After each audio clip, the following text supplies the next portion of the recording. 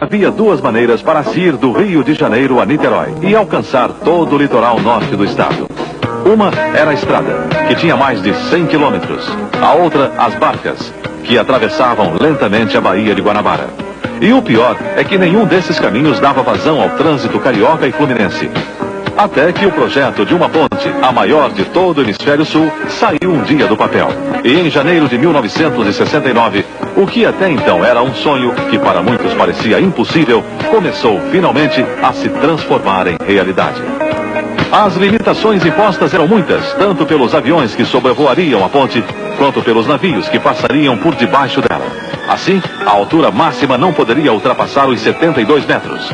Mas a mínima também não deveria ser inferior a 60. E para evitar as águas mais profundas da baía, foi necessário fazer uma curva na ponte. 4 anos depois de começadas as obras, mais de 25 mil homens já haviam trabalhado nelas. Além de brasileiros, havia técnicos e engenheiros de muitas outras nacionalidades, principalmente ingleses.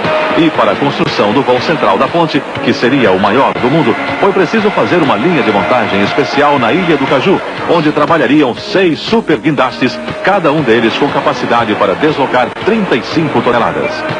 Pela primeira vez, foi usado um tipo de chapa de aço com 60 milímetros, 6 centímetros de espessura.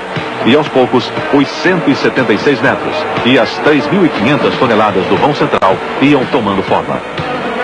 Para ser levada ao lugar onde ficaria encaixada, a imensa estrutura foi levantada por 2 outros guindastes especiais. E uma das maiores dificuldades foi navegar com aquela enorme peça por uma das baías mais movimentadas do mundo, num trabalho de sincronização entre os engenheiros e as autoridades portuárias, que tinha de ser perfeito. Mas os contratempos seriam muito maiores do que se imaginava a princípio. Uma tempestade vinda do oceano, junto com fortes ventos, quase transforma o vão em um gigantesco bate-estacas, ameaçando destruir todo o resto da obra que já estava pronto. O trabalho, afinal, teve de ser feito à noite, quando as águas normalmente estão mais calmas e os ventos mais fracos.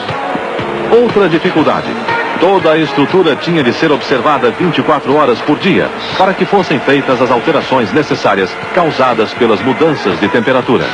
O começo da operação de subida do vão central foi todo controlado por um imenso painel. Cada peça levou 4 dias para ser erguida e depois soldada.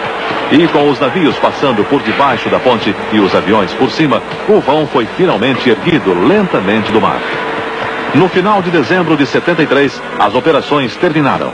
A ponte estava, enfim, com sua estrutura completamente pronta.